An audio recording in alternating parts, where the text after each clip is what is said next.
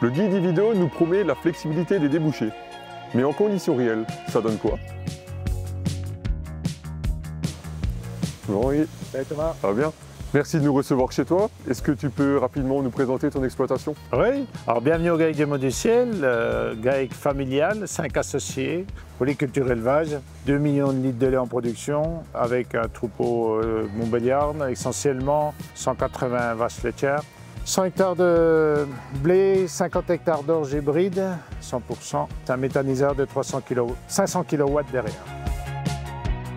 Donc sur ton exploitation, le débouché de l'orge, c'est bien le grain et la paille? Oui, c'est l'alimentation des animaux par la graine qu'on transforme par l'intermédiaire de notre coopérative pour alimenter les robots en VL18 et la paille pour les aires paillées de manière à ce que les vaches soient dans un confort optimum pour un lait de qualité et ensuite ce fumier part au méthaniseur. Henri, tu me disais que les e-vidéos correspondent pleinement à ton exploitation et que tu te prépares à en ressemer cet automne. Alors explique-nous ton choix, pourquoi des orges hybrides Syngenta et non pas de la lignée ou de la semence fermière? Bon, sur l'exploitation, on est en polyculture élevage. Plusieurs avantages à les orges hybrides. Sa rusticité.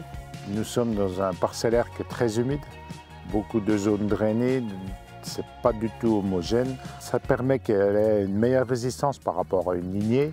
Nous, sur l'exploitation, voilà au moins 10 ans que nous travaillons qu'avec de l'orge hybride.